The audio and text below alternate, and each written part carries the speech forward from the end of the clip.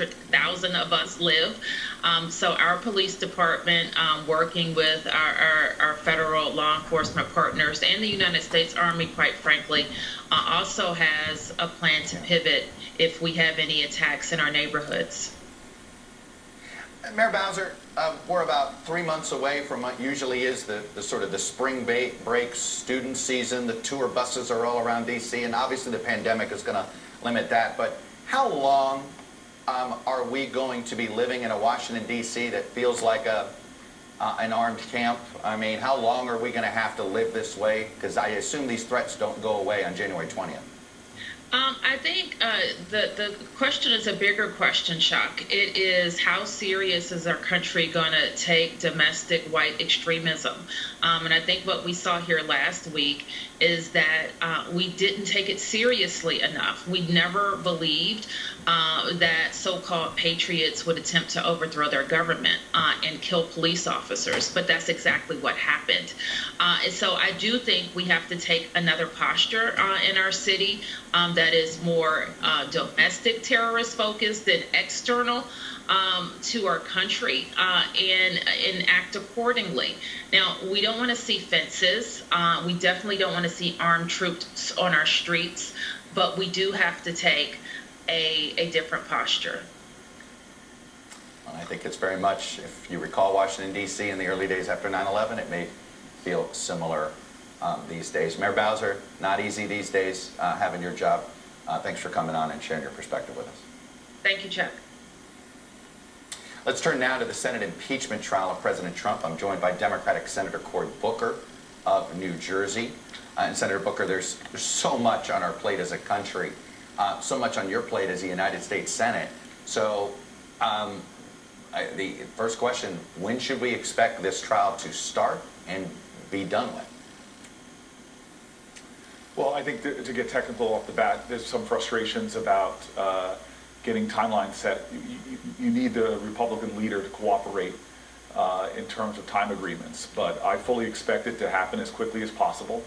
And I think what else is going to happen is that we're going to be able to do a lot of things at once. I think we should, if we can get the time agreements from our Republican leader, we can actually hold impeachment trials as well as do other urgently critical things, like getting key national security personnel confirmed as well. Is there, it's interesting you say it that way, so what you're saying is this isn't an issue with the Senate parliamentarian, this is Mitch McConnell, he's yet to agree on a timeline? Well, you know, I talked again to Senator Schumer last night about the same concerns that you seem to be asking about. I, for one, want to drive President Biden's economic agenda. We have a real crisis. We have a pandemic. We have an economic recession. We have national security threats. It really necessitates the Republican leader coming forward with time agreements, and that's one of the things that's concerning soon-to-be Majority Leader Chuck Schumer.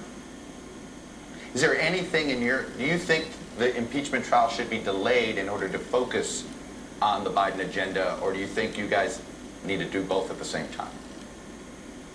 We need to do both at the same time. These are all, and I can't think of a president in my lifetime that came to power with so many challenges, and I think the American people have a right to expect that we can work on a lot of different fronts, from an economic recession to a pandemic to national security threats, as well as holding a president accountable who persistently lied to the American people, whipped up far right-wing extremists, and incited a riot, an assault, and a siege on the United States Capitol. Show them it's going to dry quick. Knowledge. If you attack them as having no knowledge, you kind of get to this moment where you undermine the very idea that there is such a thing as knowledge. The new Biden administration may benefit by simply offering a steady stream of dry, basic information, potentially reviving the long-forgotten slow news day. You actually just have to show up, have actual information, bring people in who are doing their jobs, and answer the questions that the press and the public have. Just the facts, ma'am, Governor. Yeah, that's what I think. I do actually think that goes pretty far. The harder task for the incoming administration will be speaking to the voters who fear it. Speechwriter Michael Gerson. I think that that's going to be his main task in this inaugural, is to to speak to Americans who don't feel even related to this experiment anymore, and tell them they have a stake and that they're valued in this system. I think you have to allow room for people that have supported Trump over the years to find a different way of doing politics. You know, you can't dismiss them as forever tainted. Rhetoric can do a lot to try to create the space for sanity. And that's, I think, what they should be looking for right now, is a way to give a refuge, a rhetorical refuge, for those who want to serve the country. Joe Biden will be inaugurated on the scar of insurrection, but the wound at the Capitol will be at his back. In front, the road to convalescence, found in the millions who marched, rallied, and voted peacefully, and the officials who protected the vote. They joined a weary army already keeping the faith, first responders and our neighbors carrying us through the pandemic. Inaugurations are a grand reopening of the American experiment, where hope lies not in those who broke with its standards, but those who, while feeling broken, upheld those standards.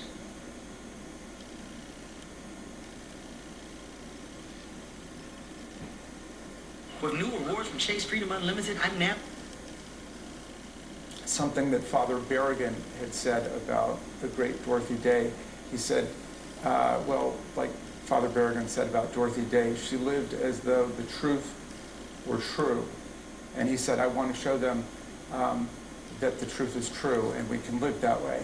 So, you know, people were asking me why I decided to do this. First of all, I don't know if you've ever tried to say no to Speaker Pelosi about anything, but she's actually been very sensitive and thoughtful. But she wanted me to do it because she knows that I've devoted my life to the Constitution and to the Republic. I'm a professor of constitutional law.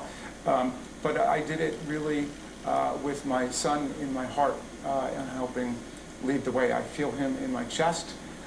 When we went to count the Electoral College votes and it came under that ludicrous attack, I felt my son with me, and I was most concerned with our youngest daughter and my son-in-law, who's married to our other daughter, who were with me that day, who got caught in a room off of the House floor, and between them and me was a rampaging armed mob that could have killed them easily and was banging on the doors where they were hiding under a desk with my Chief of Staff, Julie Tagan.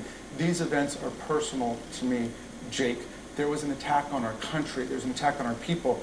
There are thousands of people who work on Capitol Hill, not just members, but staff members and Capitol Hill police officers who were pushed and shoved and punched in the face, pummeled and hit over the head with fire extinguishers. And the President of the United States did nothing to stop it for more than 2 hours as members of Congress were calling him and begging him to do something. And he continued to watch it on TV and to enjoy their, insurrection tailgate party where they were celebrating the attack on our democracy. This president has been impeached already twice, and we just want the Senate to conduct a serious trial where every member of the Senate lives up to his or her constitutional oath to render impartial judgment as a juror. Congressman, I can't even begin to express my condolences for what you and your wife and your daughters and family are dealing with. I can't also imagine having that trauma compounded with this other trauma. You just lost your son, and now you're in Congress worrying about your daughter and your other daughter's husband because of these terrorists who had attacked the Congress. That trauma on top of trauma just seems so debilitating. Well, I'm not going to lose my son at the end of 2020 and lose my country and my republic in 2021. It's not going to happen. The vast majority of the American people, Democrats, Republicans, and Independents, reject armed insurrection and violence as a new way of doing business in America. We're not going to do that. This was the most terrible crime ever by a president of the United States against our country. And I want everybody to feel the gravity and the solemnity of those events.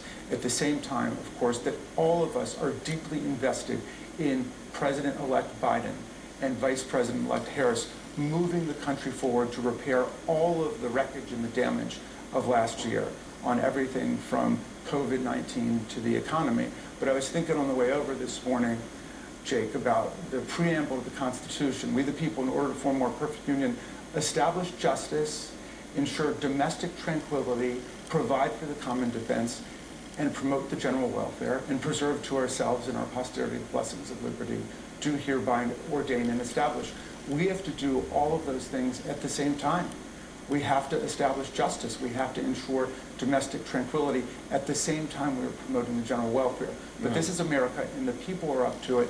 And we've got a new administration coming to town that is ready to lead America back on the road of progress. As somebody who watched your son deal with this disease of depression, Yes.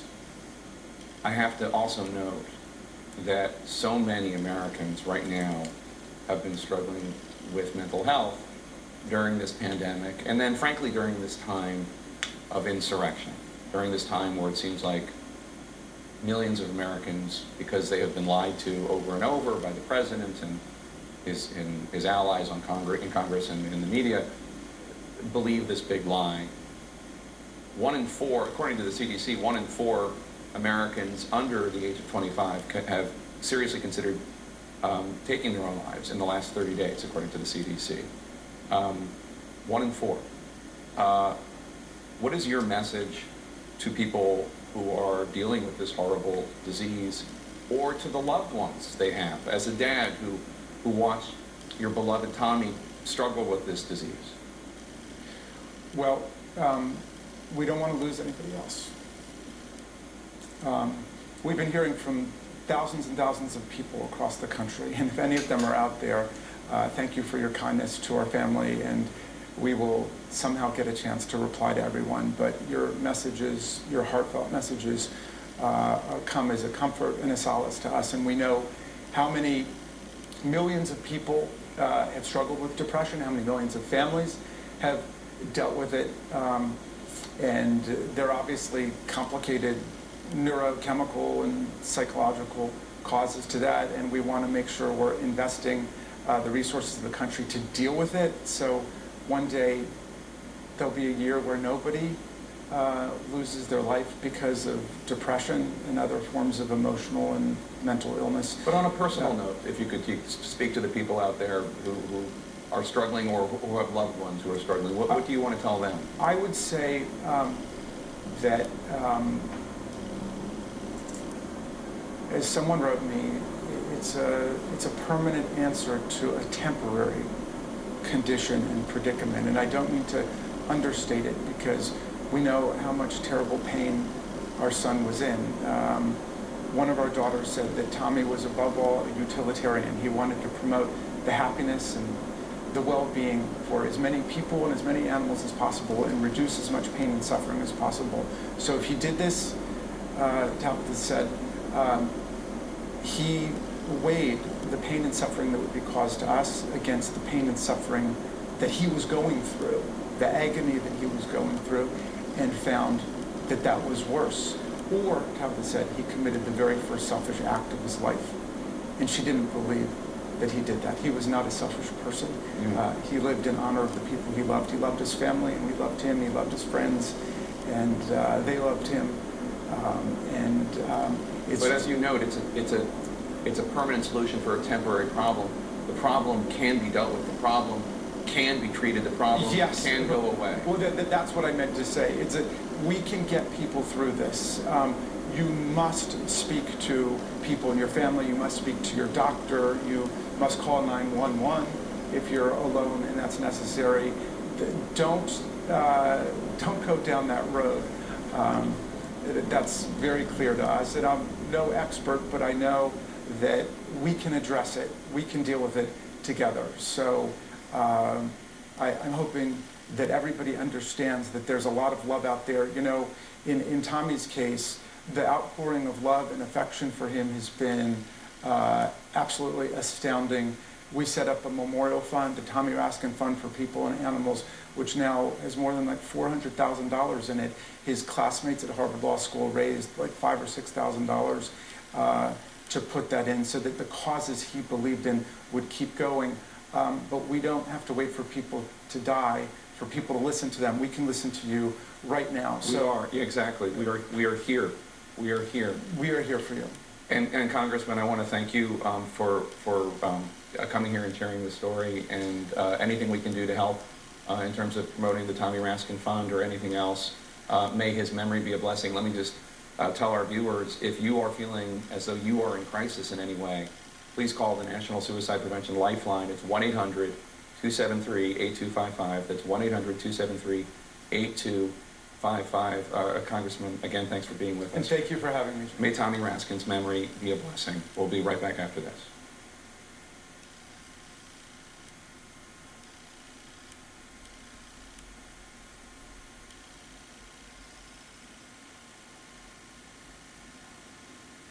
My family. The attack on the Capitol changed all that. After years of defending his presence on their platforms, Facebook, Twitter, YouTube, and other social media giants booted Mr. Trump, claiming he incited a riot. Amazon removed an entire site from its servers, Parler, which had become the place favored by many conservatives. Deplatformed was a word we learned a lot about this past week. I think big tech has made a terrible mistake and very, very bad for our country. They shouldn't be doing it, but there's always a counter move when they do that. While many applauded the move, precedent of shutting out the leader of the free world made many people uncomfortable too. It's a huge power to wield, one that is currently held in the hands of a very few. It's not a new argument. The CEOs of the major tech companies have been called on the carpet before. Who the hell elected you and put you in charge of what the media are allowed to report and what the American people are allowed to hear? So you won't take down lies, or you will take down lies? I think it's just a pretty simple yes or no. But claiming big tech is running afoul of the First Amendment by deplatforming those it deems harmful may be missing the larger point. Is kicking someone off any of these social media platforms an infringement of their free speech rights? No, it isn't. They're not subject to the First Amendment. They are not the government. Daphne Keller directs the program on platform regulation at Stanford's Cyber Policy Center. When it comes to digital speech and the First Amendment, she says, it gets messy pretty fast. This isn't just a free speech argument on the part of users, it's also a free speech argument on the part of the providers as well, right? People who want to sue platforms and force them to carry speech they don't want to have a double First Amendment problem. First of all, those people don't have a First Amendment claim against the platforms, and second of all, the platforms do have a First Amendment argument against being forced to carry speech they disagree with. But what if the argument over regulation was reframed, less about speech, and more about changing how big tech exposes us to that speech? This idea that it's just this free flow of information is false. It's a curated flow of information. Yael Eisenstadt used to work for Facebook as one of the heads of election integrity, where she saw firsthand just what these companies do with all that content. It's a business model that is predicated on gathering as much of our human behavioral data as possible to create these little boxes of who we are, to then target us with ads. That's all fine if we're shopping for sneakers, she says. But those same algorithms apply to our politics too. We'll willingly follow ideas that pop up right down the rabbit hole. And those who want their messages to spread know the more controversial, the better. I don't think that Mark Zuckerberg set out with the idea that I want to create a platform where the most outrageous, salacious, hate-filled speech wins. I don't think that was his goal. But instead of holding the platform responsible for what somebody posts, it's the tools that I want them held responsible for, not the actual speech on the platform, except for, of course, if the speech breaks the law. But it sounds like what you're saying, though, is that'd be changing the business model, pretty much. 100%. Big tech has promised more transparency and better enforcement of their own rules when it comes to spreading dis and misinformation. Facebook removed more hate speech this year than ever before. Twitter the same. Even TikTok is being more proactive. But that will likely not be enough going forward. But can we trust them to do this kind of regulation on their own, though. No, we should not be trusting Twitter or any private company to magically serve the public interest. I think, if anything, the last 4 years have taught us that we can't do that. A year before the end.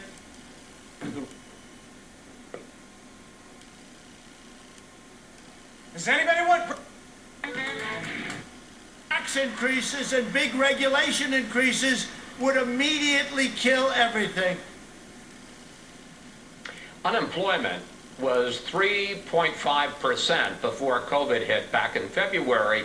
Is raising taxes and increasing regulation, both of which President-elect Biden has talked about, is that really the answer to get back to what was a pretty strong economy before the pandemic?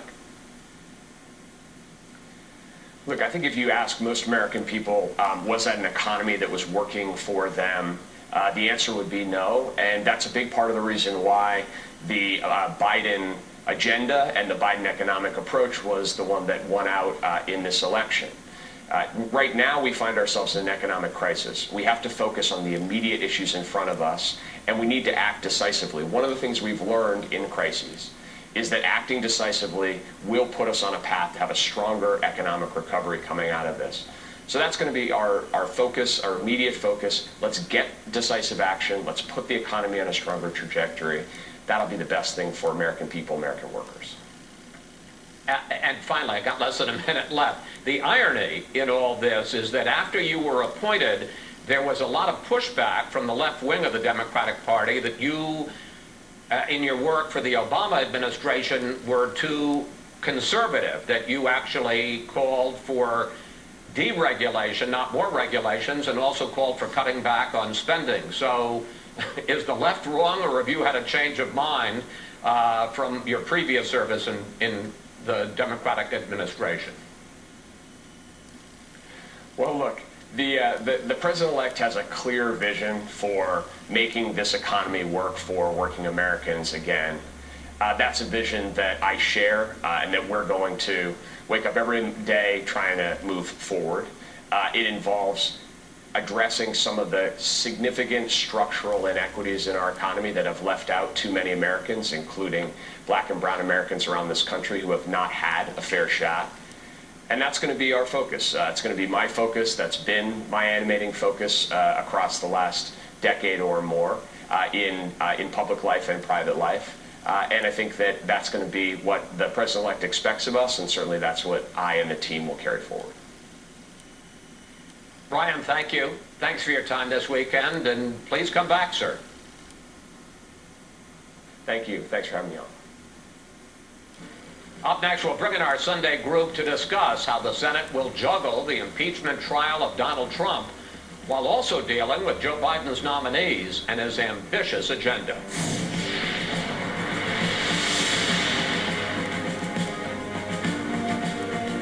When you want to power up, go pro it. Like any president we've had in recent years, the criticism underground houses, underground schools, underground shelters, and in those shelters. I'm not hungry! You're having one more bite. No, one more bite.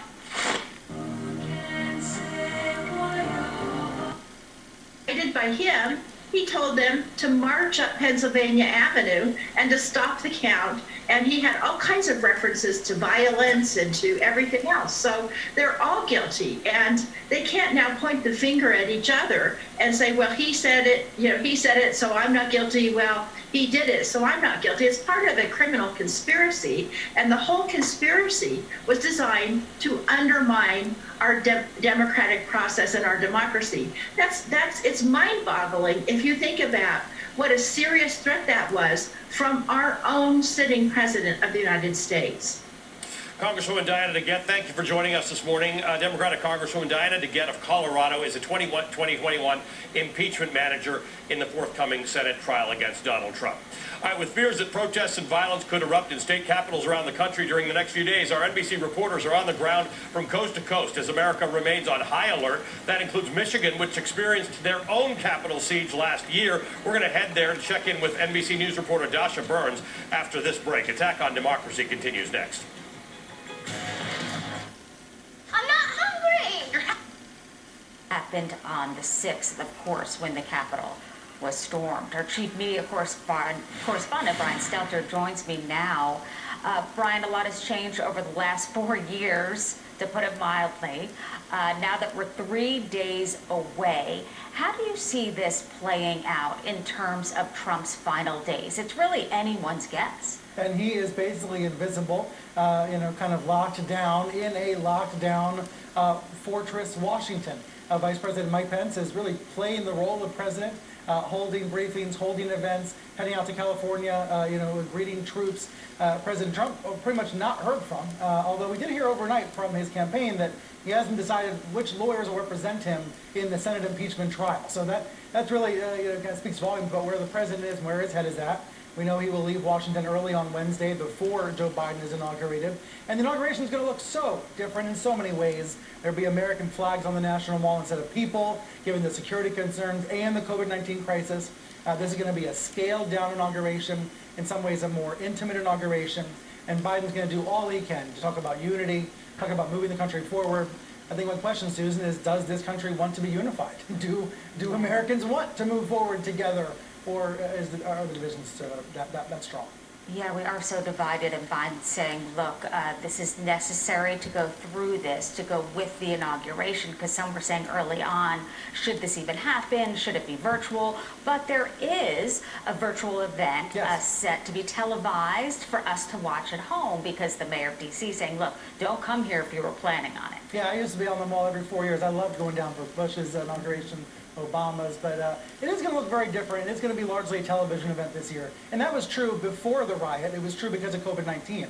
What we're going to see at noon is the normal ceremony, but then in prime time, instead of the inaugural balls and those traditions, we're going to see a primetime special that all the major networks, except for Fox, are going to carry live. This is going to be a celebrity-filled special with the title Celebrating America, an attempt to make the day feel special and important and patriotic, even though everybody is isolated. So many stars are going to be in this special. Just announced this morning, Lin-Manuel Miranda will be reading a special work. So this is going to be a big program in prime time. Earlier in the day, by the way, Lady Gaga, Beyonce, of course, Democrats typically are celebrities, much more supportive of Democrats typically, and you're going to see that throughout the day on Inauguration Day. And wow, how different this will be. Of course, during COVID, everything we've gone through, the riot at the Capitol. Hopefully this will be an event where we can all watch and feel like change is coming in so many ways. Right, and I think that's the message the Presidential Inauguration Committee wants to send with its announcements, with its picks for performances. There's going to be a number of times where nurses and other healthcare heroes will be recognized, will be honored. And that brings up another element of this. I think it's going to be really significant. On the night before Biden takes office, on January 19th, on Tuesday, he's going to participate in a ceremony, I believe at the Lincoln Memorial, that pays tribute to the lives lost from COVID-19. We're going to be rounding that terrible 400,000 number of Americans dead to this virus on Tuesday and Wednesday. And the lack of mass memorial, the lack of mass the grieving has been really noticeable in the last 9 months. I think Biden wants to address that and participate in a mass ceremony to recognize the lives lost on Tuesday night. So that'll be a symbolic moment for him before taking office on Wednesday. Excellent point, Brian, because we talk about the numbers of 400,000 deaths that we're approaching, and each person, and that's just in the U.S. We're talking about mothers, fathers, brothers, sisters, to put a face to that and remember those people who lost their lives to COVID. Brian Stelter, thank you. Thanks. Now to President Trump. Where will he live once he's out of the White House? You may be thinking, could it be Mar-a-Lago in Florida? Well, according to a contract, that's a no-go. CNN's Randy Kay explains. Hello, everybody. Donald Trump shouldn't expect his neighbors to roll out the red carpet in Palm Beach, Florida. That's because some say Trump's plan to make Mar-a-Lago his full-time residence would violate an agreement he signed decades ago. This letter, sent by a Palm Beach County attorney to the mayor of Palm Beach, Florida, offers a suggestion. Palm Beach has many lovely estates for sale, and surely he can find one which meets his needs. How did it come to this? Trump bought Mar-a-Lago back in 1985 from the former estate of Marjorie Merriweather Post. Then, in 1993, long before Donald Trump became president, he cut a deal with the town of Palm Beach. That agreement allowed Trump to convert Mar-a-Lago into a private social club. as long as members didn't spend more than an agreed amount of time there. The agreement, which CNN reviewed, limits how long club members, Trump included, can stay, stipulating a maximum of 3 non-consecutive 7-day periods by any one member during the year. In other words, it seems members, including Donald Trump, are limited to 21 days a year at the club. That's Trump's signature on the agreement from August 1993. Given that agreement, do you think you should be able to live there full-time? No. He signed the agreement. He should abide by the agreement, as most everybody in this country do the same, and we follow the rules. That same Palm Beach County attorney who sent a letter to the mayor said the significant tax breaks the president received for this arrangement remain in effect, as does the use agreement. Just last month, a spokeswoman for the Trump Organization insisted in a statement to CNN there is no document or agreement in place that prohibits President Trump from using Mar-a-Lago as his residence. Trump switched his residency from New York to Florida, yet the town manager here in Palm Beach says he has seen no evidence that Trump plans to live full-time at Mar-a-Lago. The town manager told us if and when the town learns Trump does plan to reside at Mar-a-Lago, it will address the matter appropriately. That could mean telling Trump he cannot stay. They could get an order from a judge that says you cannot have somebody live full-time on the property. It is not significant at that point that he's the former president. The laws still apply to the club as the property owner, and the town has the right to enforce it. Do you think that Donald Trump should be able to live at Mar-a-Lago?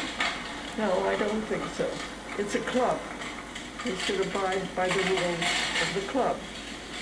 Of course, he doesn't like to abide by any rules, though. I'm definitely not a fan of his. During Trump's presidency, the town didn't do much to enforce the Mar-a-Lago agreement. It allowed for a helipad on the property, which was prohibited in the 1993 agreement without approval from the town council. And despite the 21-day maximum in the deal, based on our count, last year Trump visited Mar-a-Lago nearly 30 days. It would not be unreasonable for them to look at it differently once President Trump is no longer the sitting president. Randy Kay, CNN, Palm Beach, Florida. Randy, thank you. You know the saying, we're in this together. Well, you feel that way with the Holderness family. They have touched on so many topics, virtual learning, quarantining, and they wrote a new book. It's called Everybody Fights, and a song about 2021. Oh, this year is killing me. We failed a dry January. They join me next.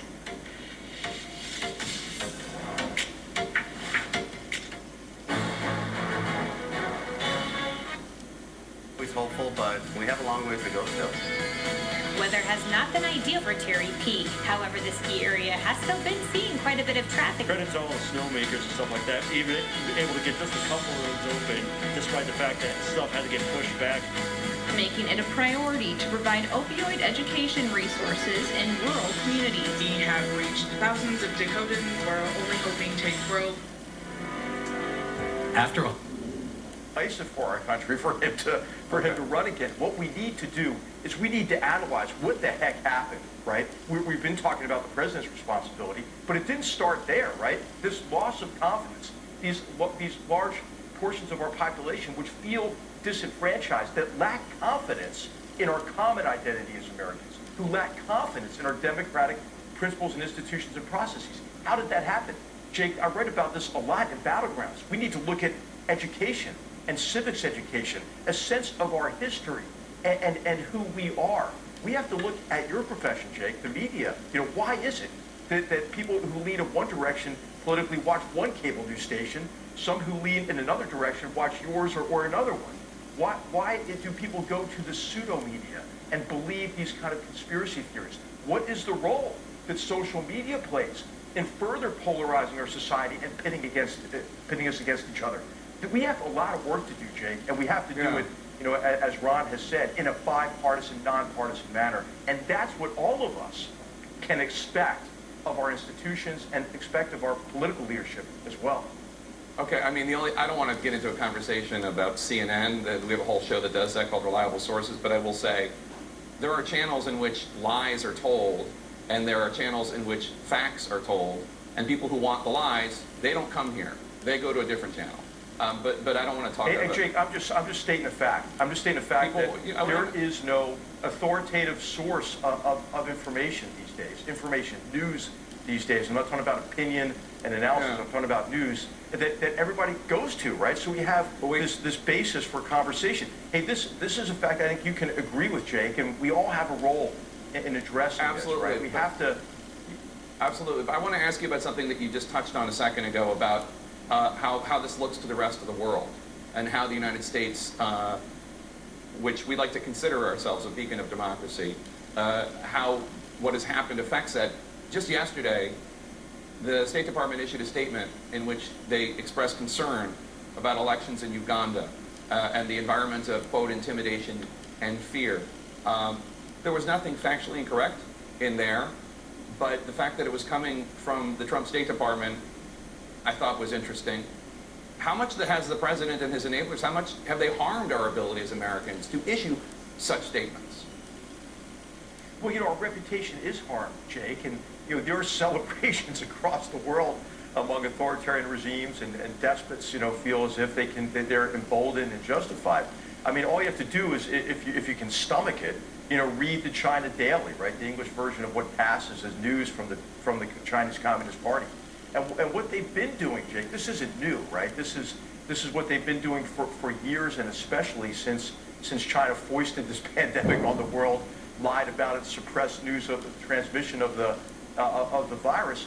What you've seen is they portrayed their system, their authoritarian system, as superior to our democracy. But what I would say to Americans is, hey, we ought to be confident, right? As I mentioned, we were stress tested in the worst possible way, right? Yeah. With the President of the United States actively undermining our confidence in our democratic process. And we will come out of this, Jake. We all have a role, I think, in convening our fellow Americans for meaningful, respectful discussions of the challenges we face and how we can work together to overcome them. You know what's so sad, Jake, is I think on all the issues we're facing, we agree on so much that we can get after together. I mean, we really do. But we don't even begin our conversations with that anymore. I agree, and I want to continue this conversation with you offline, because you just expressed optimism, and it is part of your nature, which I appreciate, about how the guardrails have preserved democracy. But all I would say is, if Governor Kemp of Georgia or Governor Ducey of Arizona were just men of less character, or if Minority Leader Kevin McCarthy were instead Speaker Kevin McCarthy, I don't know that those guardrails would have preserved. I mean, these guardrails only are as strong as the weakest person in the structure, and we were lucky this time. Hey, Jake, I would just say to everybody, hey, read the Constitution. It's brilliant. And one of the reasons it's brilliant is our founders had all the worst case scenarios in mind. And the reason is they paid attention to the bloody wars of England in the 17th century. I hear you. They had the specter of Oliver Cromwell in mind, right? And so we all have a say in how we're governed. If we're unhappy, and I think pretty much all of us are unhappy to a certain degree this time, we can vote people out. I get it. We got to go. The Chinese Communist Party doesn't allow that to happen. So we should look on the bright side, I think, even as we are profoundly disappointed. You are always seen in the past week. You are always an optimistic person, and I appreciate that, General. Thanks so much for joining us today. The cloud of President Trump's disgraced presidency is not going away when President-elect Biden takes the oath in 3 days, and he's hoping President Trump's impeachment trial in the Senate does not push the crippling pandemic and critical public health priorities to the side. Joining us now, the number 2 Democrat in the Senate, soon to be Majority Whip, Senator Dick Durbin of Illinois. Congratulations. Well, maybe there is, I don't know. And throughout his presidency, Mr. Trump has been connected through his rhetoric to acts of violence. In 2018, Cesar Sayoc, a Trump supporter, mailed 16 inoperable pipe bombs to critics of the president. Also that year, an anti-Semitic terrorist killed 11 worshippers at the Tree of Life Synagogue in Pittsburgh, which had been opposed to President Trump's immigration policy. In 2019, a gunman killed 23 people at a Walmart in El Paso after posting a racist manifesto that warned of a Hispanic invasion, echoing Mr. Trump's language. The president condemned the attacks, but also equivocated. What do you say to your critics that believe it's your rhetoric that is emboldening white nationalists and inspiring this anger? So my critics are political people. They're trying to make points. Mr. Trump's supporters don't have a monopoly on violence. A Bernie Sanders supporter shot 4, including Congressman Steve Scalise, at a congressional baseball practice in 2017. I am sickened by this despicable act. But unlike Sanders, the president has praised extremists who support him. You also had people that were very fine people on both sides. And the threat has been growing. Donald Trump lit the fuse of a box of dynamite that contained white supremacists, far-right militias, Proud Boys, Boogaloos, Neo-Confederates, and many other insurrectionists just waiting for him to call them to action. We're going to be doing much more on how right-wing violence has become a growing terrorist threat on Meet the Press Reports, which airs on NBC News Now and Please tell me that they were not in isolation. They seem to be speaking as a prelude to something. And now I turn now to the President-elect Biden's stimulus plan. Do you like the plan? Do you think this is a good, strong plan? It's a good, strong plan, but I would not call it a stimulus plan. I think is what he's called it. It's a rescue. He's talking about adding $1,400 per person on top of that $600 to give each person $6,000 cash. They're going to use that money to pay light bills, pay water bills, to pay rent, catch up on the mortgages. So that will not stimulate anything. That is going to be to take care of past burdens. He's going to come forth in about 30 days at the State of the Union address and lay out his plan to stimulate the economy. It's going to be a totally different kind of plan.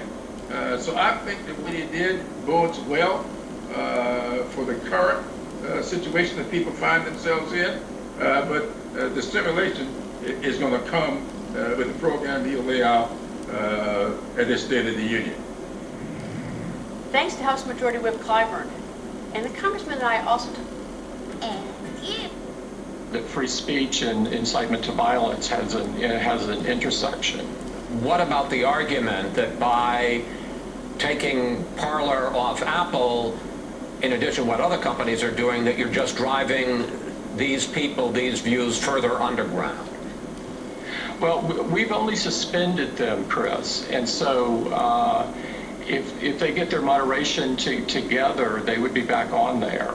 Cook came on Fox News Sunday this week to talk about Apple's $100 million Racial Equity and Justice Initiative. So what this initiative is about opportunity and about giving communities of color opportunity, and we could not be more excited about its potential. Is there something particular about race that puts it at the top of Apple's agenda right now? Last year with the murder of George Floyd, it brought an urgency to this. We are thrilled to be able to sort of do our part here, and we hope that more people will follow. As part of its initiative, Apple is helping launch the Propel Center in Atlanta for historically black colleges and universities, offering programs in everything from artificial intelligence to agriculture technologies and to entertainment. We hope to make the Propel Center an innovation hub that serves all of the HBCUs, but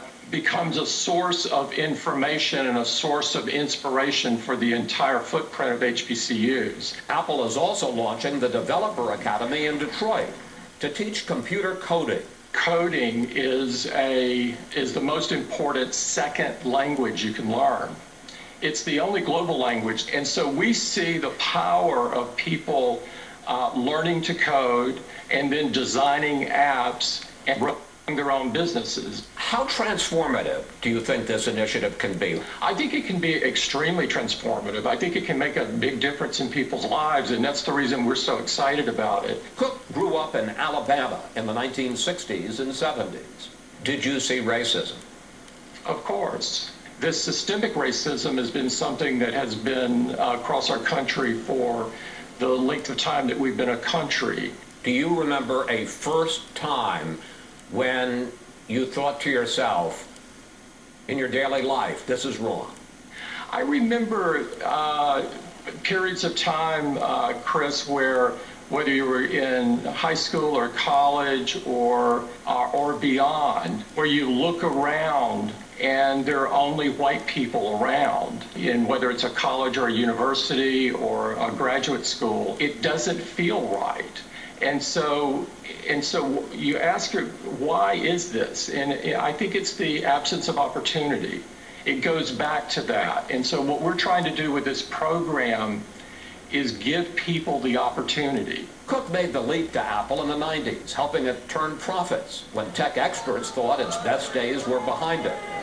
Today, Apple is going to reinvent the phone. A decade later, Steve Jobs introduced the iPhone, reinventing personal communication and making Apple part of daily life. Cook took over when Jobs passed away from cancer. When you succeeded Steve Jobs back in 2011, how daunting was that? My focus then was on mourning and leading the company through a very, very hard period of time. And so I wasn't really thinking about how daunting it was. Under Cook's leadership, Apple reimagined the watch, the first entirely new product of his era. But he sees his role in broader terms. What are you proudest of in steering Apple over this past decade? I'm proudest that we've kept his DNA at the core of the company, and that the company has stayed focused on innovation and making really great products that empower people and enrich their lives. What's next for Apple? What's next for Tim Cook? I love every day here. It's a privilege of a lifetime to work with the people I get to work with. It's hard for me to envision my life without Apple. What's next for Apple? We're going to continue making the best products in the world. Not the most, but the best. Does that include an Apple car? Well, I can't comment on rumors and so forth. Well, you can. You may choose not to, but you're the boss. You're right. I choose not to. Touché. Today, Apple is the world's most valuable company, but Cook says its continued success hinges on Apple's core values. We would like to use our platform to help solve some of the country's biggest issues. We always have seen a company as having a bigger role than merely making money, but really also making a difference. That's what drives me and gets me up in the morning and gets me to keep coming to work. In 2020, Apple's share price surged more than 80%. And we'll be right back with a final.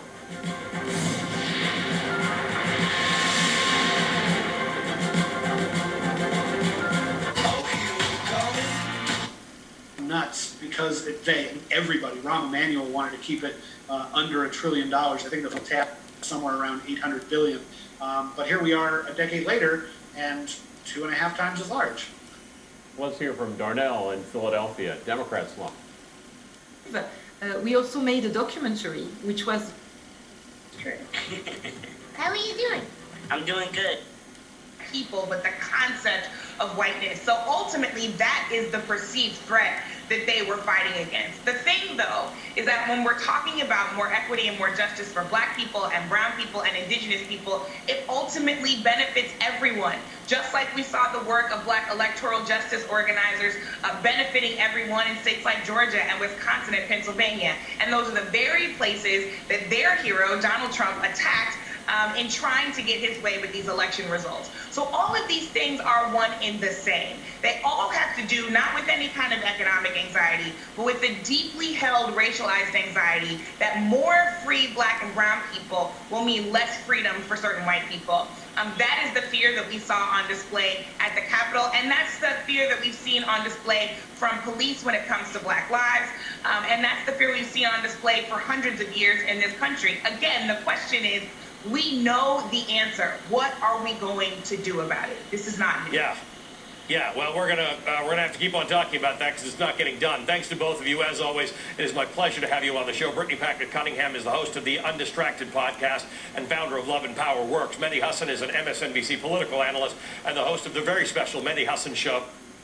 Steve Hartman, and the story of how youth can bring sunlight to the elderly living in shadows.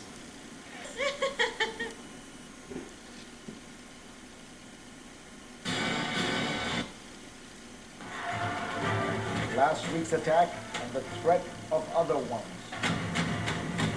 And what can all Americans do to try to restore robust democracy to their nation?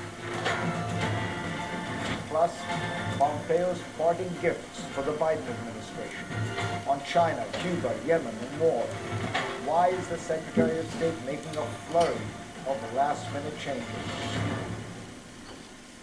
But first, here's my take. The most remarkable thing about the tumultuous last few weeks in American politics has been the behavior not of Donald Trump, but of the Republican Party. Trump acted just as he said he would, disputing the election result, refusing to commit to a peaceful transfer of power, and encouraging extremism and even violence. But even after the attack on the United States Congress, only 10 House Republicans voted to impeach Trump. Recall that just hours after the storming of the Capitol, a majority of House Republicans, including their leader, Kevin McCarthy, had voted in line with the demands of the mob, which were essentially to attempt to nullify a legitimate election and thus overthrow an elected government.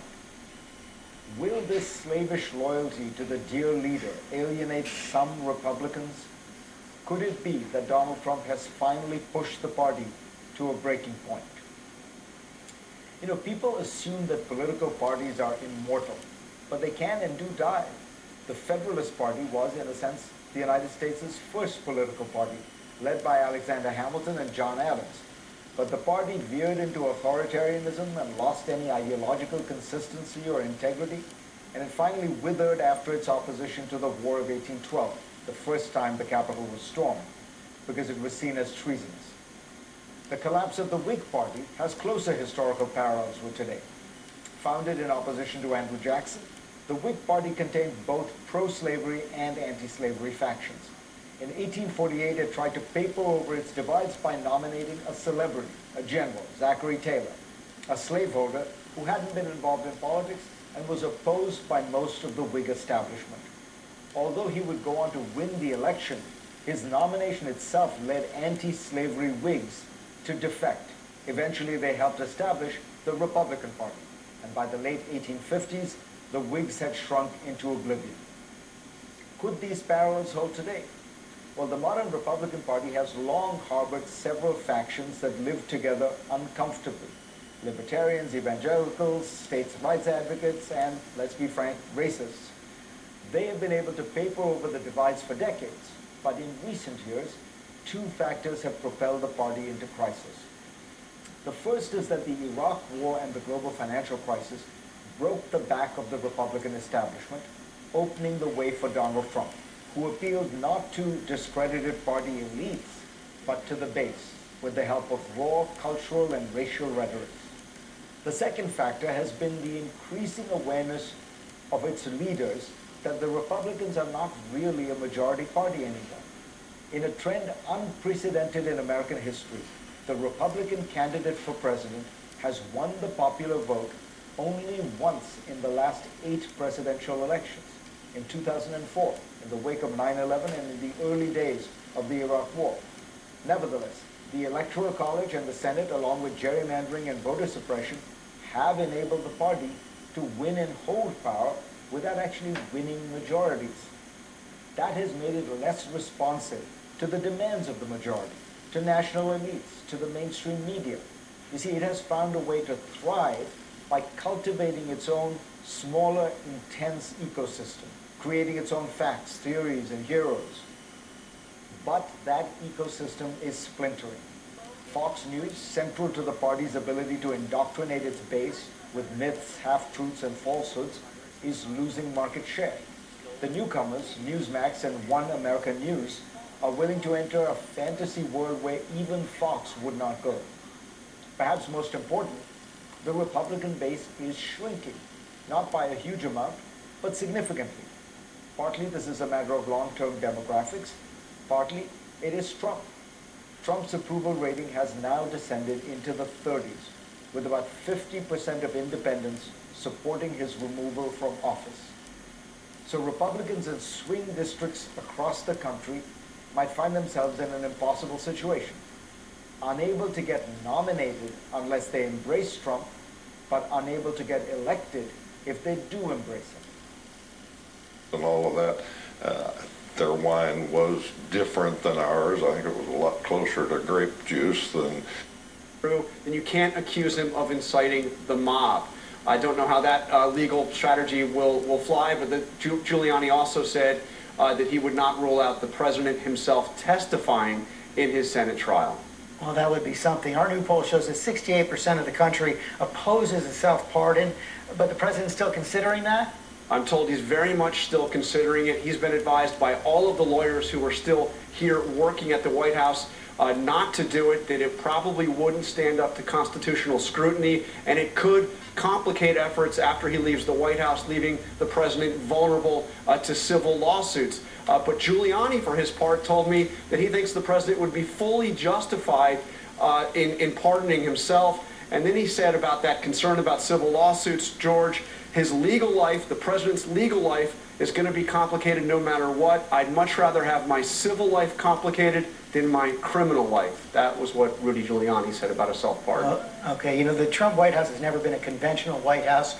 I take it right now it's more strange than ever?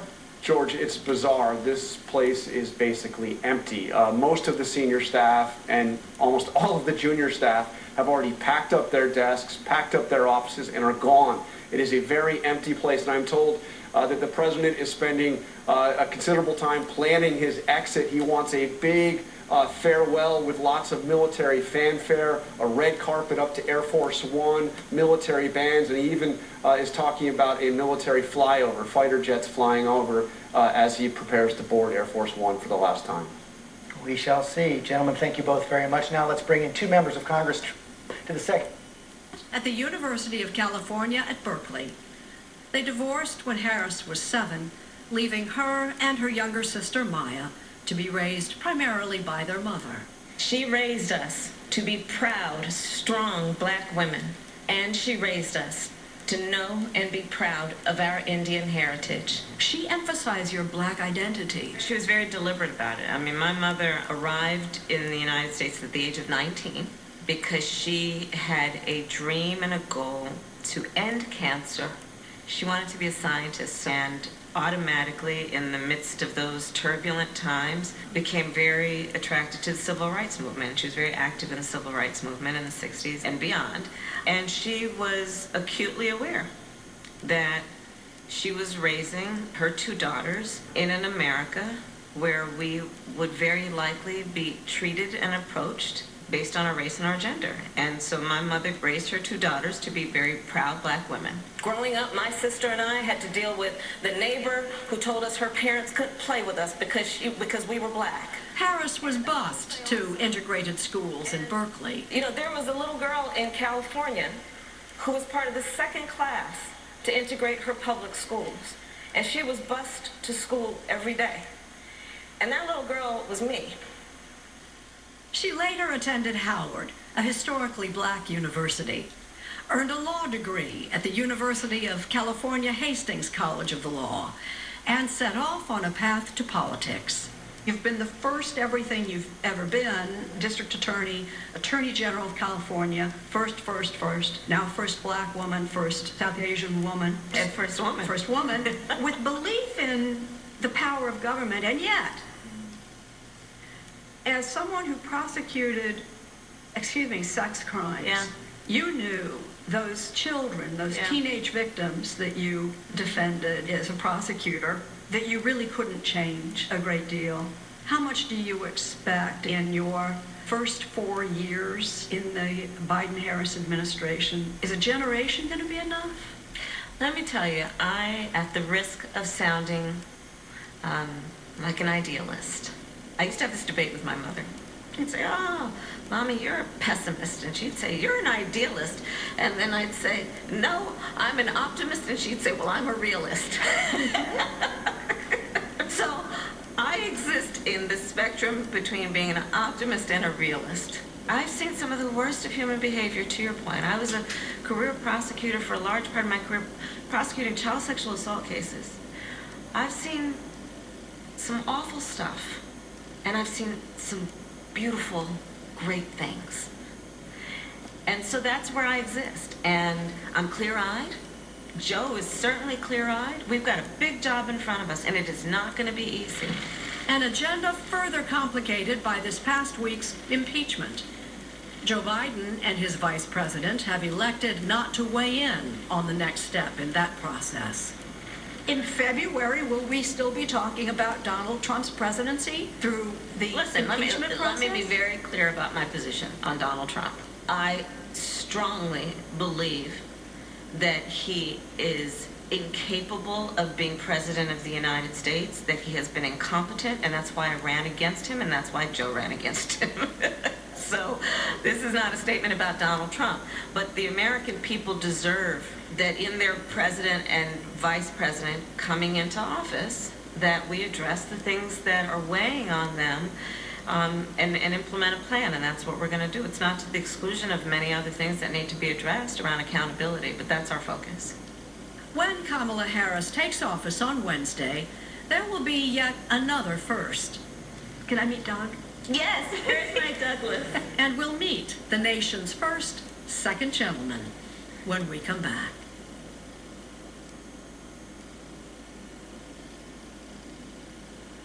Don't legitimize an unconstitutional effort to impeach President Trump. It becomes the model for the future. Will we pursue presidents in perpetuity?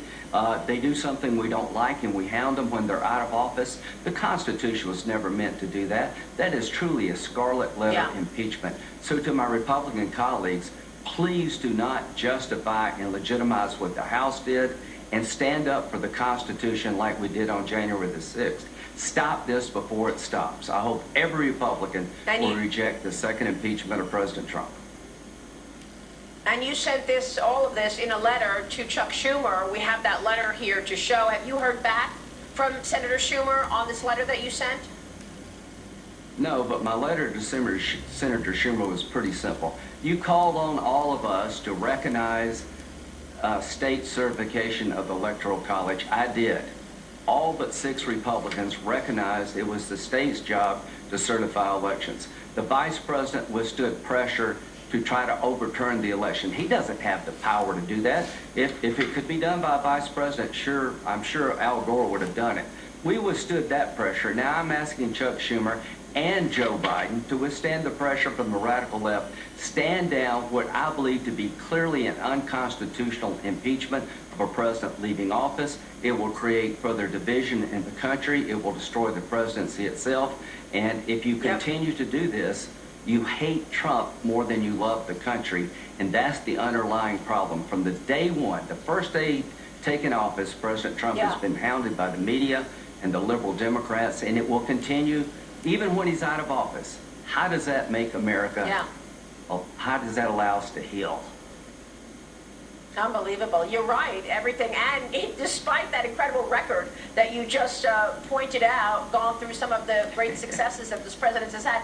Real quick, Senator, before we go, we only have a couple of seconds. Twitter is purging Republicans. Not only did they ban President Trump, they put Parler out of business, but they're also taking your followers as well. Biggest losers in this Twitter purge, yourself and leader Mitch McConnell, as well as Chuck Grassley. What do you want to say to Twitter, real quick? Twitter, Google, and all the social media companies who enjoy legal liability protection under Section 230, we're coming after you. We're going to strip Section 230 liability, make you, like every other country, you make a decision, you can be sued based on that decision. A private company has more power than the government and traditional media. There is no regulation. They have legal liability immunity. That needs to come to an end. This is a defining moment in American democracy. If we do not push back against Google and Twitter, we will lose our democratic ability to talk to each other. All right, Senator, it's great to have you this morning. Thanks very much. We will be watching all of the above. Senator Lindsey Graham. Thank you, sir. Coming up, the man who, as the acting DNI, saw more raw intelligence than anybody except for the president, Rick Grinnell, on the biggest threats facing the incoming administration, and which former Obama official he says will really be calling the shots. He's calling her the mini president. Stay with us.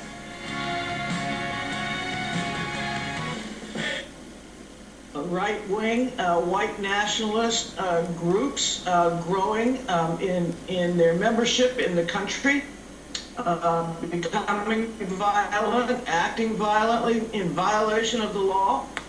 This needs to be a focus of the FBI and the Department of Homeland Security. That should be right at the top of the list.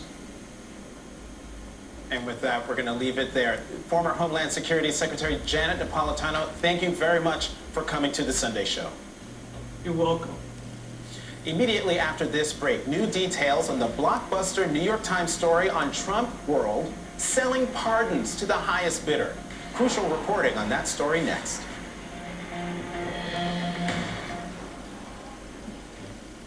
Laker game. And so, you know, a couple of beers, I told him the story. I said, what do you think? I said, text her. So we sat there in the stands and came up with this text, which is something like, hey, it's Doug. Awkward. I'm texting you. And you she guys said, composed it together? We did. Yeah. So that's my reveal. And she, which is funny, she said something like, yay, Lakers, go Lakers. And I'm a Warriors biggest fan. Warriors fan out there. So, The next morning, early, he called. so I left this ridiculous voicemail, which she has saved and plays back to me on our anniversary every year. I thought I'd never hear from her again, but it was just, it was adorable. And it was just, I mean, the thing about Doug is that he is exactly who he is. He's just fully authentic and clear about the things he cares about. And it's family, it's his work. You. And me. They married in 2014, her first. He was by her side as she was elected to the U.S. Senate, where he found out what it's like to be a +1 to a powerful politician. there were Senate spouses who welcomed me, and I went to some lunches. And plenty of misters. Amy Klobuchar's husband, Elizabeth Warren's husband, who kind of put their, arms around me to show me the ropes. And there are very few husbands that are Senate Yeah. spouses, so they do find each other. Emhoff plans to teach law classes at Georgetown University, much like the incoming First Lady, Jill Biden, who plans to continue as a community college professor. You strike me as a very centered person and a calming presence. Thank you. I understand the role she's taking and the role that Joe and Jill are taking on too, and become very close with them. So I support her, I support them, and that's important because what they're doing is so much, and they're walking into so many different crises. The American people hired them for change and to get us out of these things, and I'm going to do everything I can to help them. And to relieve the stress of the Washington pressure cooker, Great the job. couple hopes to trying. keep cooking. You're both kitchen people, you cook. Yeah. Well, he has learned. Yeah, no, He's a she good was sous chef, except now. Out of He- necessity during COVID. and COVID, really. Well, how much cooking will there be in your life to come? Well, I am charting that course and making sure that, at least for Sunday family dinner, it's too much a part of our family life, and that's important to me to keep that stability. And we had to ask about that fashion choice, surely a first for a vice president, the Converse Chuck Taylor sneakers, the Chucks. I gotta tell you, when you walked in, I checked out. Is she wearing them? You're not wearing your Chucks today. No. What is the story? It became a story. I've always worn Chucks. It's Well, my what's the casual. story with It's the my already- casual go-to. Grew up with Chucks. I just love them. They're comfortable. I can attest. There is several closets full of them. He's exaggerating. But this wasn't just something that she started doing on the campaign. When I met her, it was Chucks and jeans. When she met the kids, and What did it say to you?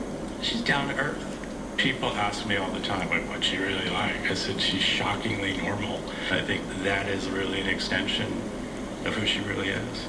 Harris and Emhoff have blended their families together, including children Ella and Cole from his first marriage. Hi. Hi, Kaya. Hi, Pam. Their Sunday evening Zoom calls are a striking picture of diversity. Is Doug still in her makeup right now?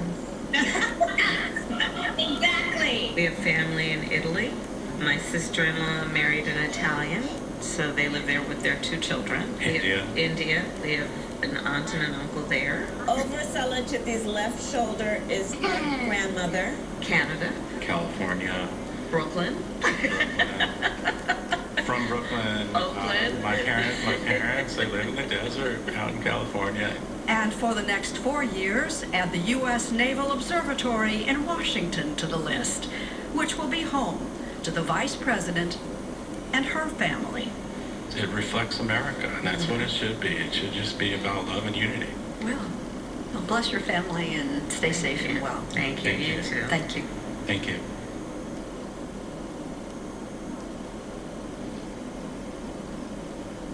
At Fisher Investments, we do things differently.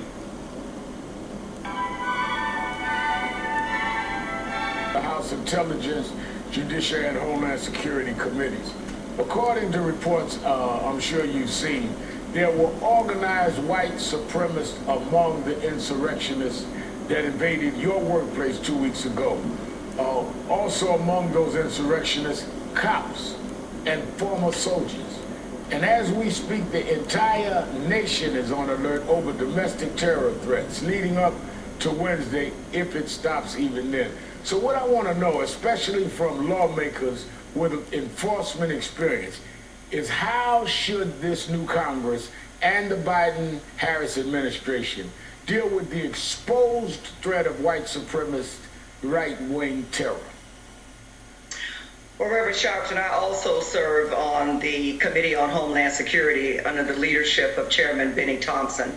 And this is a topic that we have tried to push during the last Congress, the overwhelming threat of homegrown terrorism, domestic terrorists, and we saw the culmination of that on last Wednesday. And so we have got to have a very aggressive approach. As you know, there are several major investigations going on right now into what happened on last Wednesday, who was involved in the planning, including everybody. We heard the commander-in-chief incite the riot, but we're also interested in, were there members of the Senate?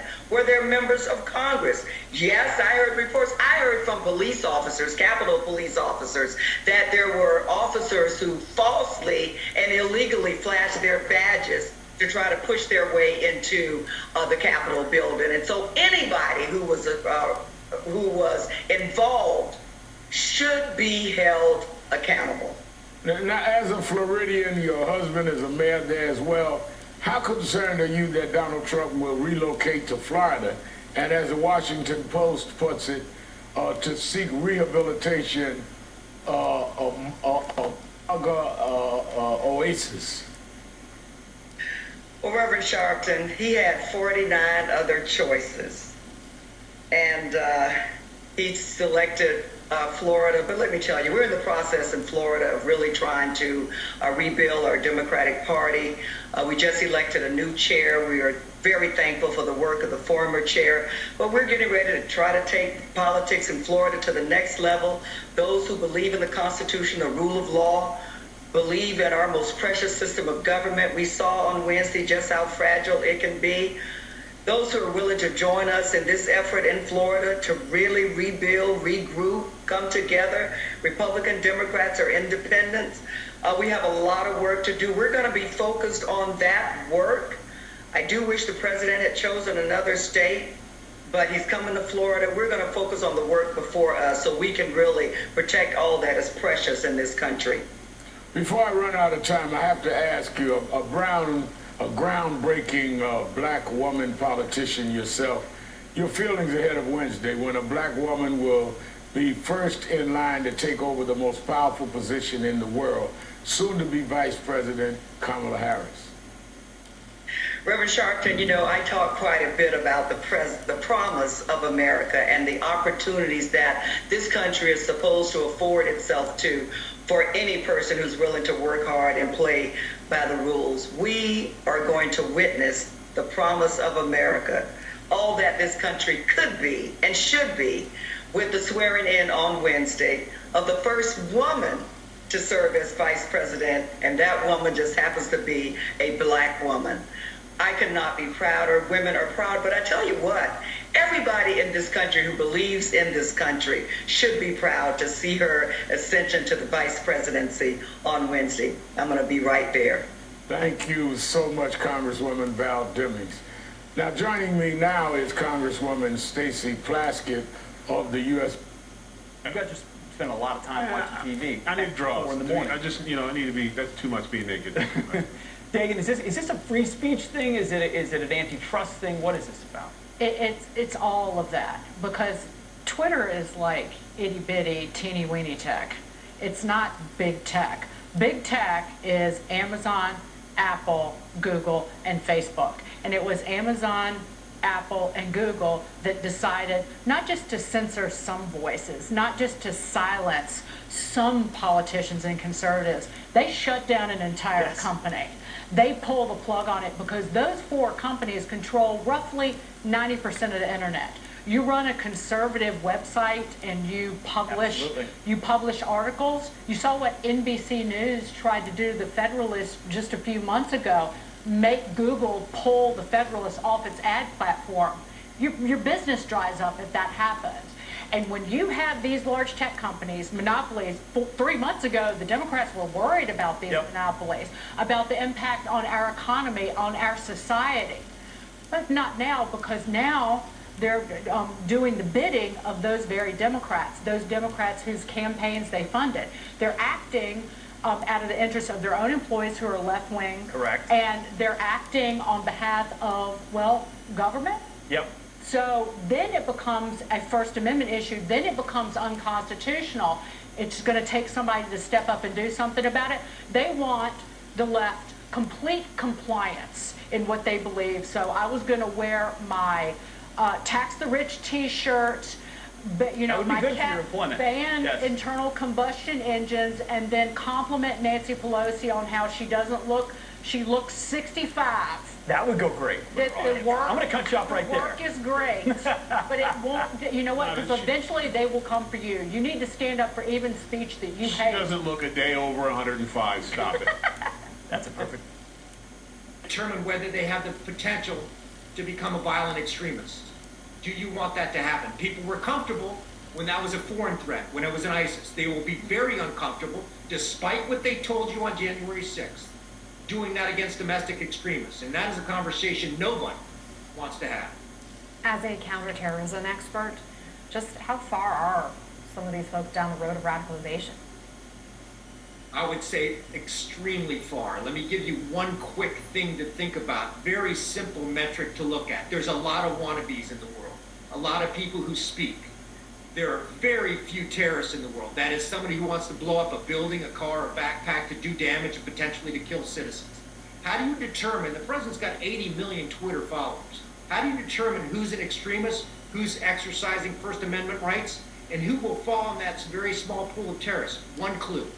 When someone moves beyond talking to action, going to a paintball range, going on a camping trip with friends who say they want to go over and take over the Congress, talking about acquiring a weapon to do something. When someone's brain shifts from talking to action, even if it's not the full action of making a terrorist attack, that's when you have to worry. We've got thousands, hundreds of thousands of people like that.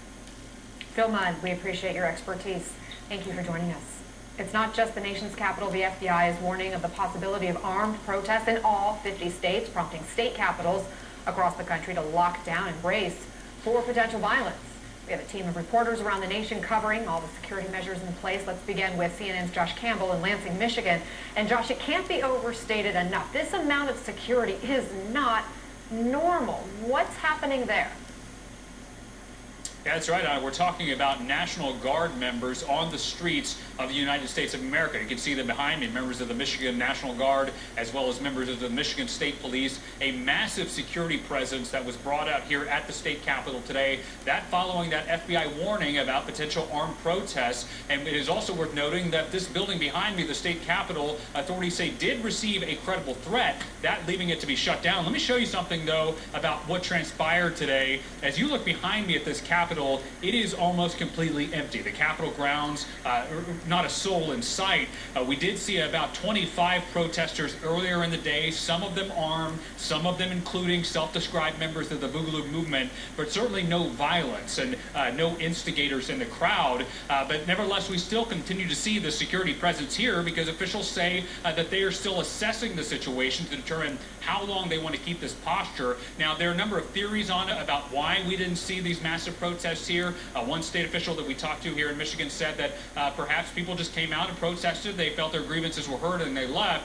Other security experts are saying it may be this very presence of these military members, members of the police here, that may have served as a deterrent. And of course, we know that this isn't a 24/7 operation indefinitely. At some point, they will pack up and go home, which raises a question about how long the threat will continue. It's also worth noting that I talked to law enforcement sources who say that you can't discount just how much of an impact those FBI arrests around the country following that attack at the United States Capitol had on possibly deterring other people from staging some kind of similar event. The Fed's certainly letting the public know that those people who engaged in those attacks will be held accountable. Anna?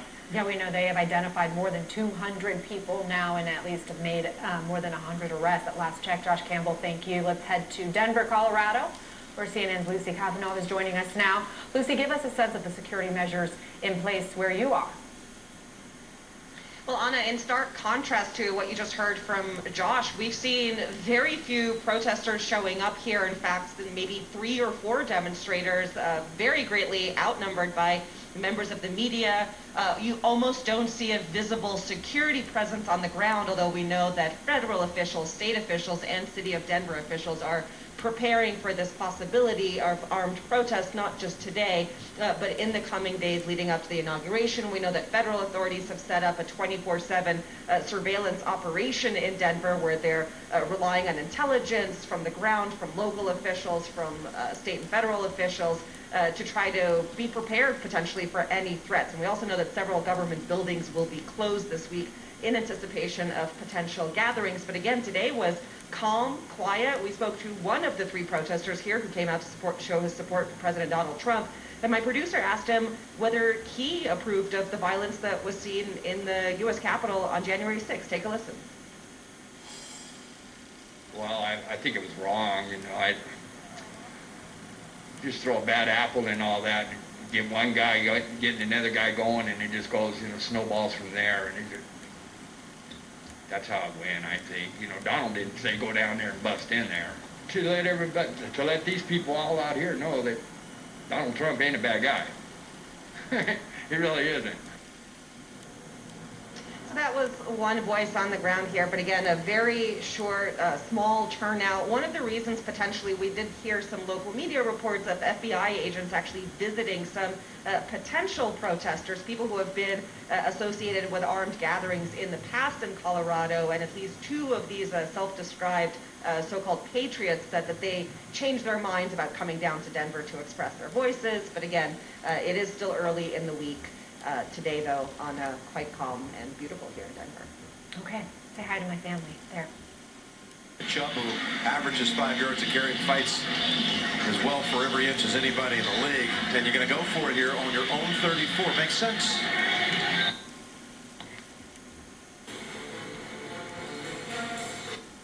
These are my mom Ben's. It's your first week. The food tastes great. There's nothing that I can do to make any of this. Won the election legitimately, compared to 75% of Republicans who believe he didn't. Margaret, this is apparently the new fringe of your party, the 19% who believe the election was legitimate. How is that possible? Look, I mean, keeping in mind that you always want to place polls within the context of many polls and average them, it is no good thing, and there's nothing defensible. The fact that such a small number of people in that particular poll registered as understanding the truth as it happened in this current election. And what it yields, Anna, is, I think, a real reckoning within the Republican Party, which is that the Republican Party is going to have to look itself in the mirror and recognize that there is a rot in the party. A rot that has been happening under our noses during Donald Trump. And there are never Trumpers who have known this has been happening, but there are plenty of reasonable Republicans who decided to go along with the flow, to take the tax cuts, to take the judges, to take the policies, and to ignore the Twitter, to ignore the rhetoric, to ignore the rallies, and forget what was actually being fomented under the guise of this president, which was a radical extremism that was creating and making Donald Trump the leader of a white extremist movement under the guise of the Republican Party in this country. And there is a real reckoning that Republicans are going to have to begin. I mean, to the extent that the media has covered a Republican civil war in the past, they've got nothing on what's coming. We will come back. Sorry, I didn't mean to interrupt you, Margaret, but I was going to say I'm going to come back to this reckoning with the Republican Party and discuss more on that with you in just a second. But let me get to some more of this chilling video from the Capitol riot shot by a New Yorker reporter. And again, we want to warn our viewers, the images and the language are disturbing and graphic. Let's listen. Look here, look. Ted Cruz's objection to the Arizona objection. He was going to sell us out all along. Look, objection to counting electoral votes on the state of Arizona. Wait, no, that's okay. All right, we're down. This is what this guy is.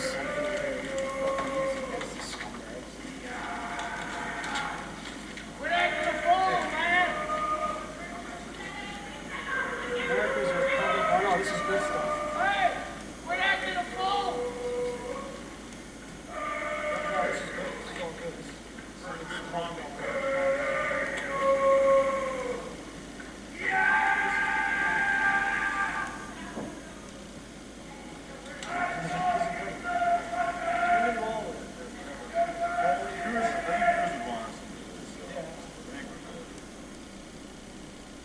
John, I talked to Timothy Snyder in the last hour. He's an expert on tyranny. He talked about the big lie about the election that has led to this. It's hard to put into words, what we saw there. It makes me wonder, even after Trump is gone, how long will this big lie about the election persist? It's going to take a while for this fever to completely break. Tim Snyder is a great person to talk to because we are dealing with the impact of the big lie being pushed by President Trump and proliferated via social media. And we've seen the mainstreaming of conspiracy theories without enough Republicans having the courage to stand up and denounce the lies, to denounce the conspiracy theories, thinking they could have it all in the name of political power. But we are reaping what we've sowed. The Capitol Hill attack is the most extreme version of that. But you heard there, these folks who stormed the Capitol thinking that Donald Trump and Ted Cruz would approve of their actions. That's the environment that has been created. And while Donald Trump will leave the scene, and there are some hopeful signs that actually since Donald Trump was deplatformed, misinformation around election fraud has decreased 73% in the subsequent week. But the ecosystem of disinformation that's been created by hyper-partisans, especially proliferating on social media, is not going to go away. We're going to need to confront it, and it's going to take a long time to do so because there are people who want to inflame our divisions for their own political and partisan gain. And that's what we're confronting. And it's going to take a while to confront that rot, and we're going to need truth and reconciliation, frankly, to do it. Can we just take a moment and reflect on what Jeremy reported, that the Trump campaign is claiming the president would have denounced the attack more, or he could have denounced the attack more, but he can't because he doesn't have a platform available? Because he's been kicked off Twitter? I mean, honestly, as a former White House staffer, Anna, when Jeremy said that, I was making, the President of the United States, which he is still, for the next couple of days, has the largest megaphone in the world. He can speak to the media, the American people, and the world anytime he wants without his thumbs on a phone from his couch in the East Wing. He can speak to anybody anytime he wants. This notion that he is a victim of Twitter and Jack Dorsey is ridiculous. Yeah, but it does speak on to the fact that he's only comfortable with the MAGA phone that has been created around social media and that amplification system of trolls and bots, rather than using the mechanisms of the presidency to speak directly.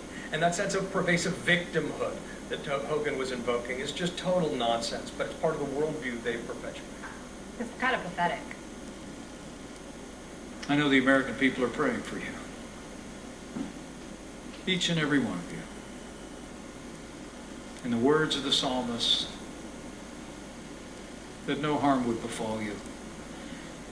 No disaster would come near your tent. And that as you serve, that his faithfulness would be your shield and your rampart. So thank you for the privilege of being with you today. And as our time in office draws to a close, allow me to thank you for the privilege of serving as your vice president. It's been the greatest honor of my life. And it's been a special privilege to serve all of you and men and women like you who have met all over this country and all over the world wearing the uniform of the armed forces of the United States. My fellow Americans, we've all been through a lot this past year. But through it all, I've seen the strength and resilience of the American people shine forth.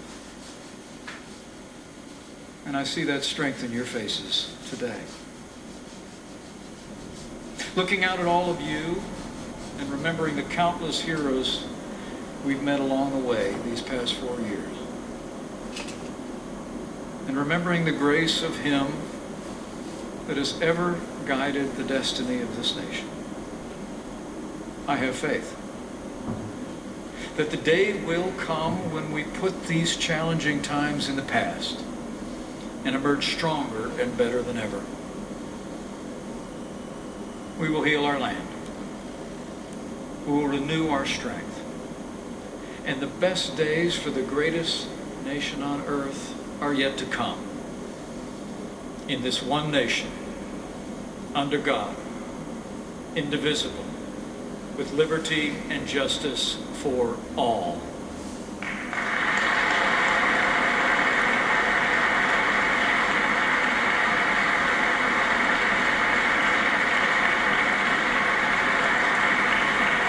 So God bless the men and women of the 10th Mountain here and deployed with his protection as you climb for glory. God bless all of those in the armed forces of the United States. And God bless America.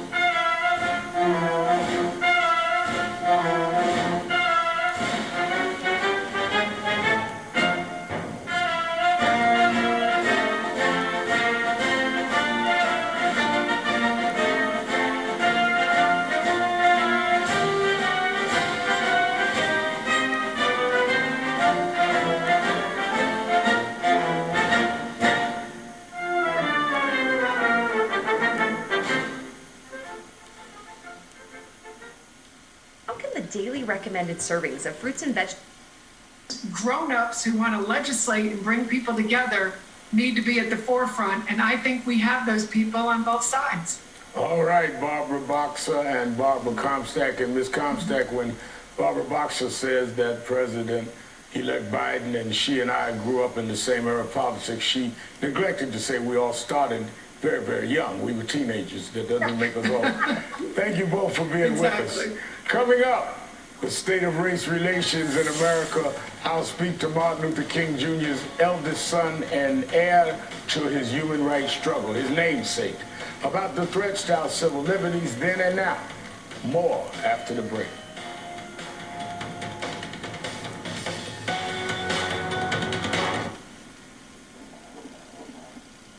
Stand is called. First down. Tremendous effort by will be charged for timeout. Tyreek Hill to not allow this ball to touch the earth.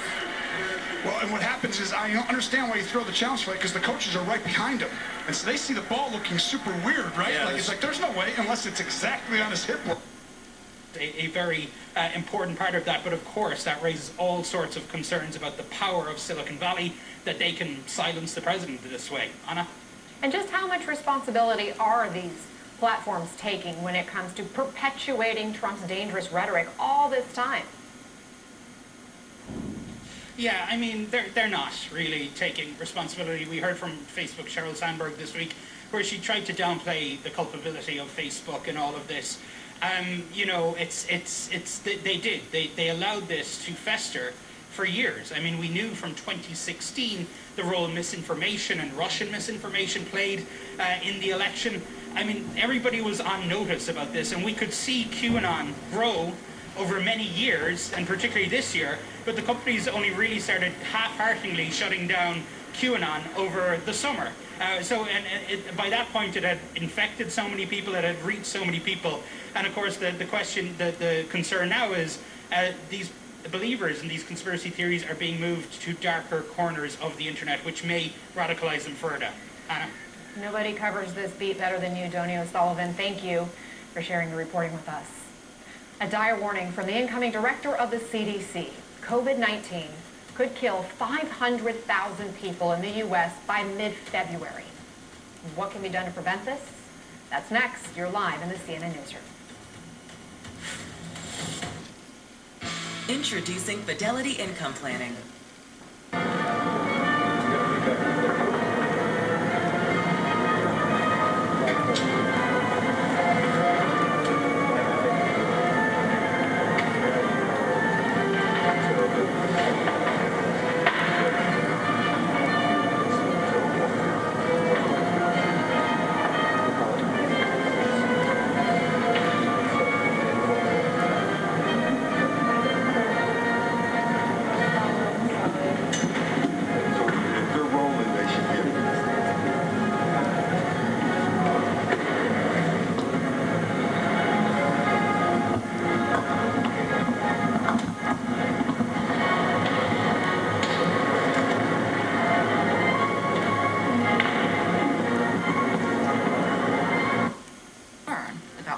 Arabian legacy.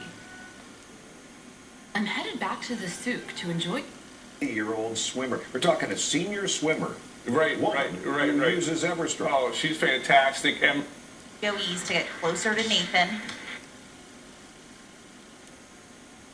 The middle of and the Asian mainland and the entire Cold War, not the least of which. We actually have near and below average temperatures on the way, and that will carry into the weekend. Highs today, though, in the 30s East River, 40s to the west, with overnight low temperatures in the teens along and east of I-29, 20s the further west you go. And the 7-day forecast features that chance for a few snow showers and snow flurries, especially Monday and Tuesday in Sioux Falls, but another chance for snow looms next weekend.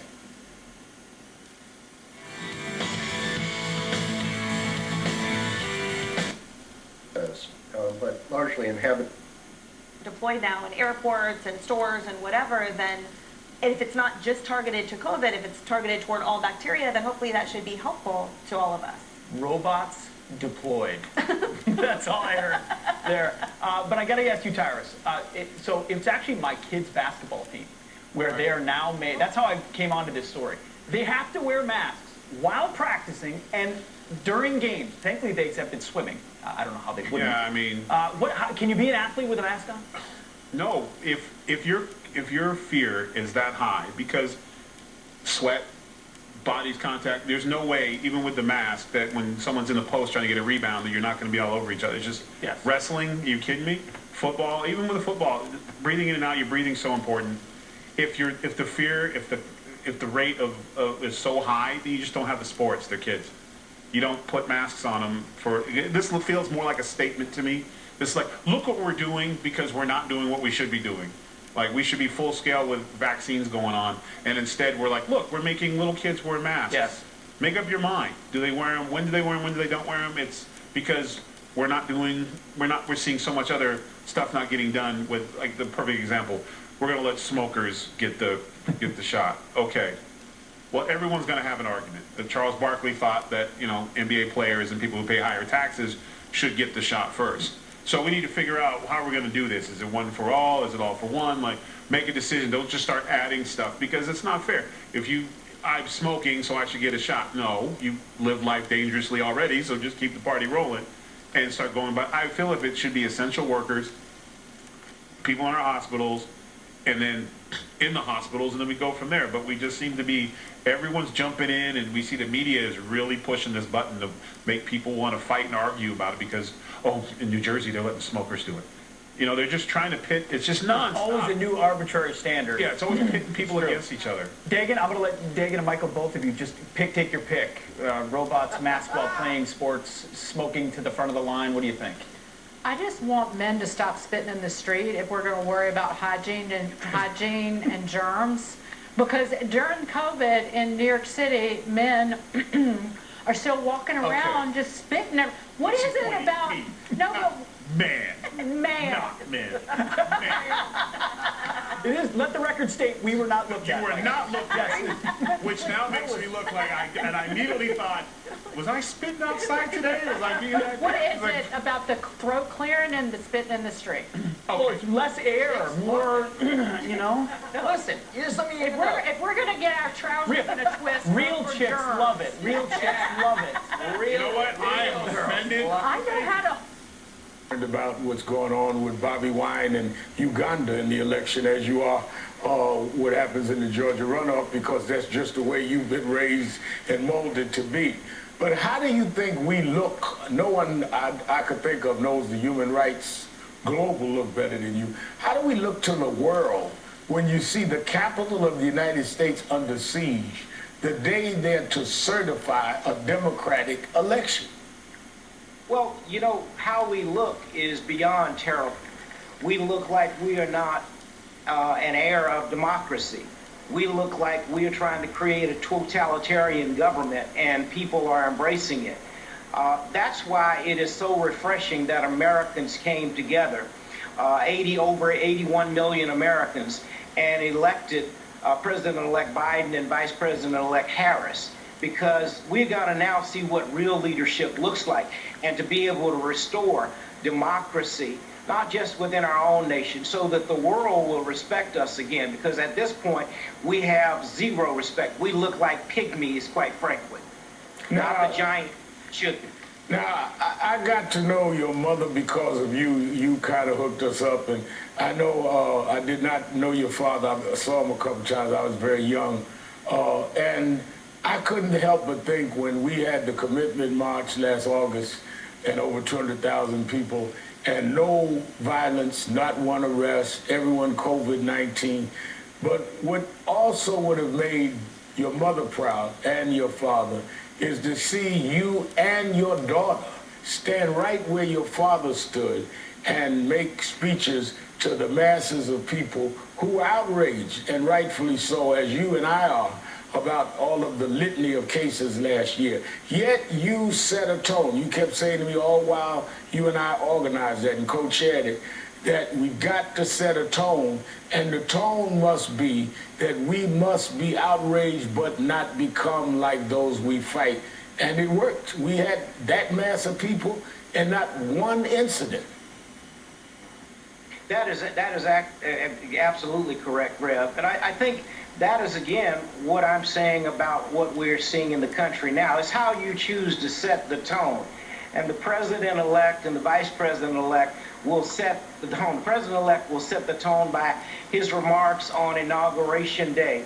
I am convinced that while it's not going to happen overnight, it's going to take some time to restore and bring democracy back to what we all know it should be. But that tone will be set when you look at all the many issues that have to be addressed in this nation, whether it is police brutality and misconduct, whether it is climate change, whether it is getting the economy back being built, which would be a jobs and infrastructure program that would create millions of jobs. When people are able to provide food for their families and provide for themselves, they respond in a different way. And we expect that to be the case. We see a diverse cabinet coming in, all kinds of things that are going to happen that set us back on in the direction that we need to be going in.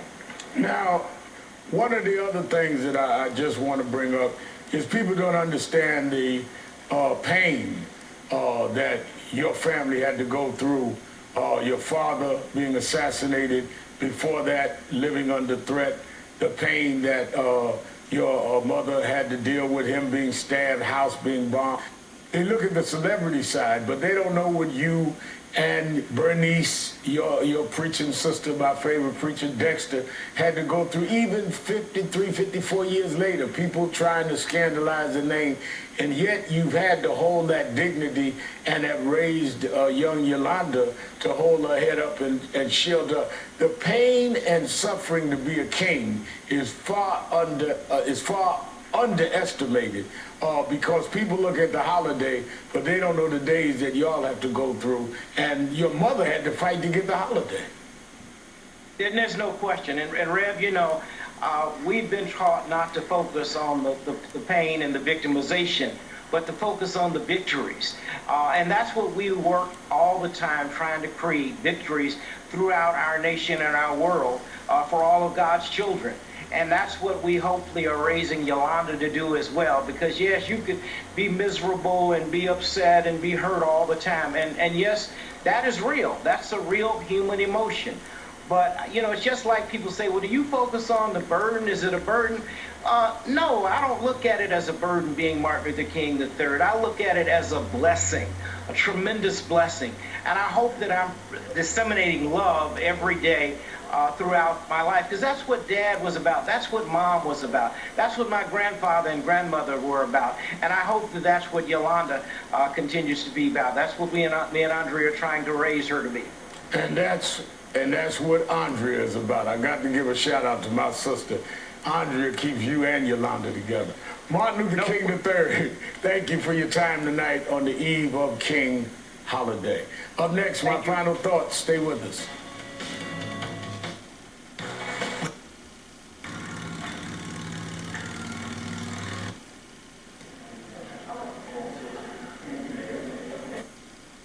Chessboard. South Korea was... I can't pronounce it. She was in Three's Company, right? No.